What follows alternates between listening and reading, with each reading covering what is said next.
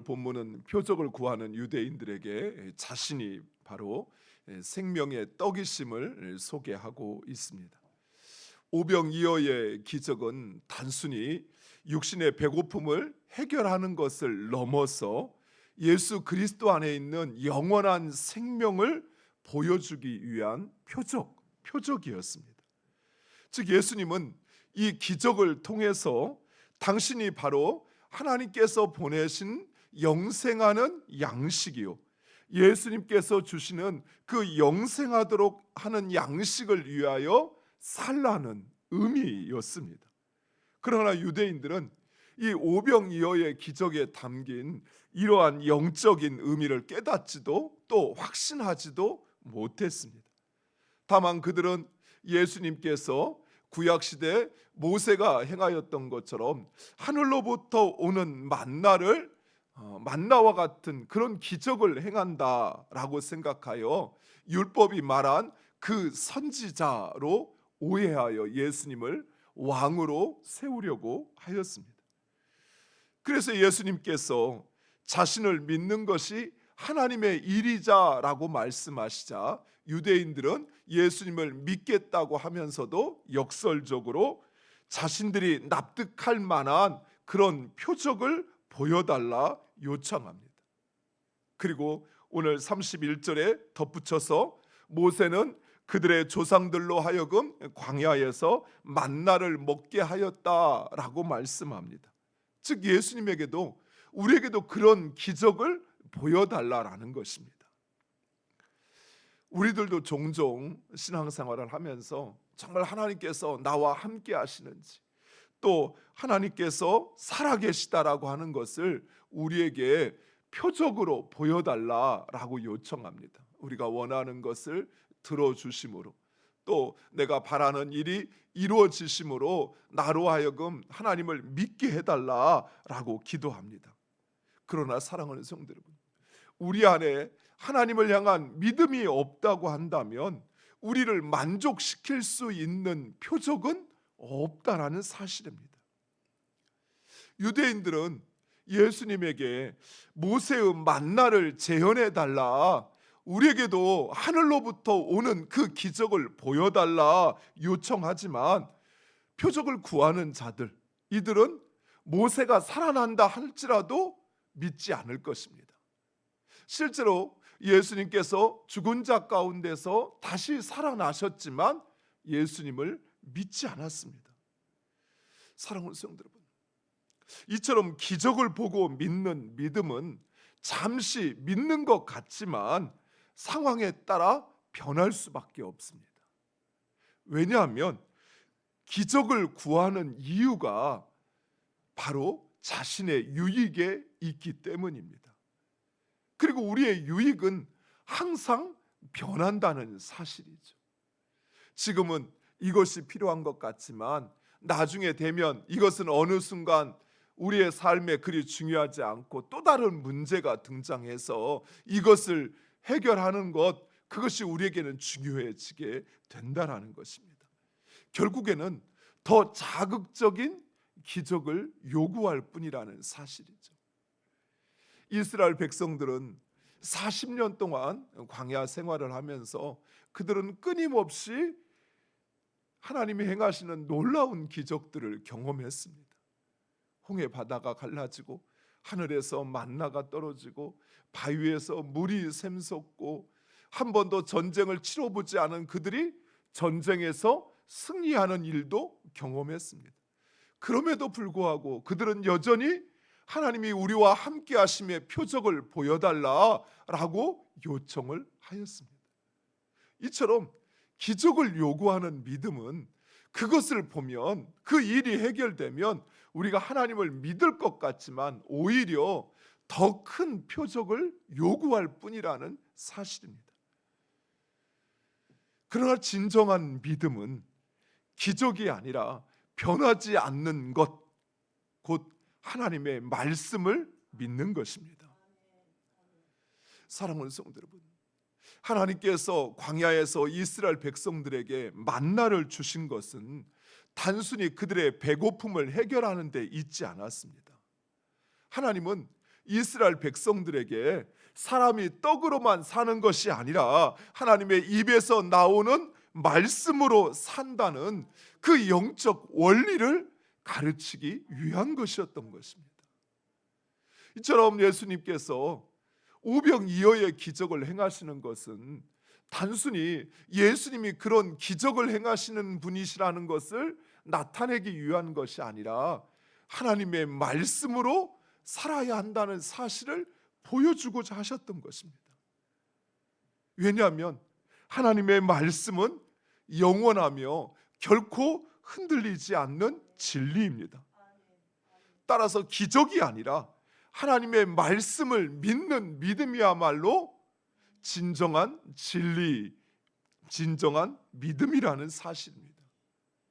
사랑하는 성도들, 만약 우리가 우리의 삶에 하나님께서 이 일을 행하여 달라라고 하는 그것을 통해서 마치 내 믿음이 더 커질 것처럼 생각한다면 여러분 생각을 바꾸셔야 돼요. 그것은 더 큰 또 다른 시련 앞에서 우리를 흔들리게 만들 것입니다. 하지만 진리이신 하나님의 말씀, 그 말씀을 믿고 말씀에 순종하는 믿음, 그 믿음은 어떤 상황에서도 흔들리거나 변하지 않는 믿음이라는 사실입니다. 사랑하는 성도 여러분, 믿음의 조상들이 우리에게 보여주는 믿음이 바로 그런 믿음이었습니다. 기적을 보고 믿는 믿음이 아니었어요. 하나님의 말씀을 믿는 믿음이었습니다. 그리고 그들은 하나님의 말씀을 믿고 순종함으로 하나님의 일하심을 나타내고 그 역사를 경험했던 것입니다. 하지만 유대인들은 이런 하나님의 말씀보다는 모세의 권위에 의지해서 그래서 율법을 지키는 데는 그 누구보다도 열심을 가졌지만 정작 하나님의 말씀을 믿지 않았던 것입니다. 그들은 하나님을 사랑하지도 않았던 것입니다. 이스라엘이 지금도 여전히 영과 육의 배고픔 속에 있는 이유가 바로 여기에 있었습니다. 사랑하는 성도 여러분, 우리의 영과 육의 갈급함 또는 우리의 삶의 목마름과 배고픔의 그 해결은 바로 그 어떤 문제의 해결에 있는 것이 아니라 하나님의 말씀을 믿는 믿음이 해결한다는 사실입니다. 그래야만 또다시 목마르고 또다시 배고픔에 처하는 것이 아니라 예수 그리스도의 말씀, 하나님의 입에서 나오는 그 말씀을 믿는 그 믿음을 가질 때 우리는 결코 흔들리지 않게 되는 것입니다. 그러나 하나님은 이러한 이스라엘 백성들에게 영생하도록 하시는 양식을 주시고자 예수 그리스도를 세상에 보내셨습니다. 예수 그리스도는 그들의 생각하고 기대하는 그런 세상의 왕이 아니라 세상의 왕과는 비교할 수 없는 세상의 창조주요 구원자로서 하나님의 나라를 이루어 가시는 분이시라는 사실입니다. 즉 그들이 원하는 로마로서의 해방으로 끝나는 존재가 아니라 영원토록 이 땅의 모든 백성을 다스리는 창조주요 구원자요 만왕의 왕이시라는 것입니다.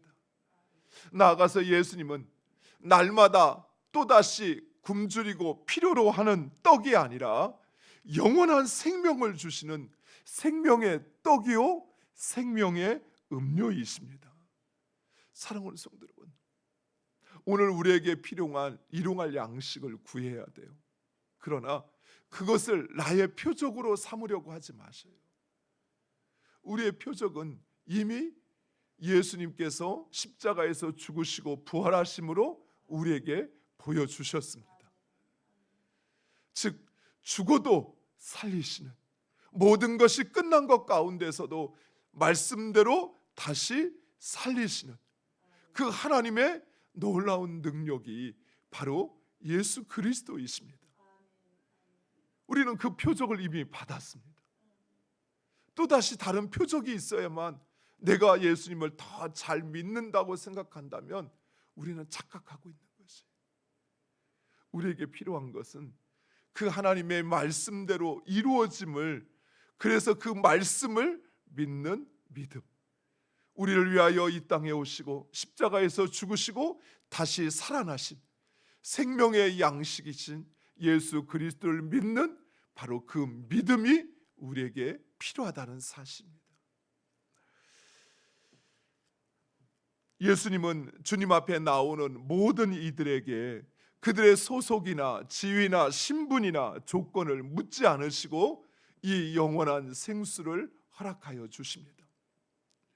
유대인의 지도자였던 니고데모나 사마리아인의 또 그곳 가운데서도 사람들에게 지탄을 받는 그 수가성의 여인이라 할지라도 그가 어떤 조건에 있느냐, 어떤 상황에 있느냐라고 하는 것은 중요하지 않습니다.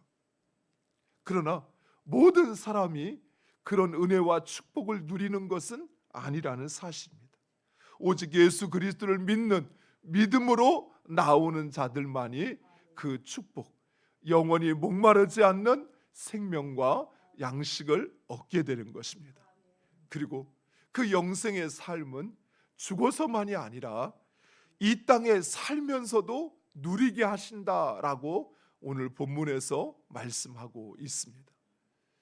완전한 영생의 삶을 아니겠지만 그래서 또다시 우리의 몸의 약함과 우리의 상황의 변함으로 인하여 때로는 우리가 두렵고 불안하고 염려할지라도 그러나 우리의 생명이시오 우리의 영원한 양식이신 예수 그리스도 그분을 믿는 믿은 자들에게 하나님께서 그들의 삶을 책임져 주시고 지켜주시는 것입니다.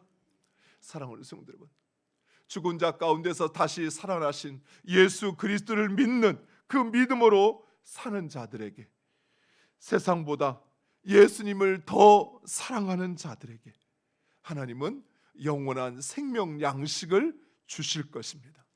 세상이 알지 못하는 그 영원한 생명 양식을 우리에게 주어질 때 우리는 그 세상의 것을 넘어 하나님이 주시는 기쁨과 소망으로 살아가게 될 것입니다. 기도하겠습니다. 아버지 하나님 감사합니다.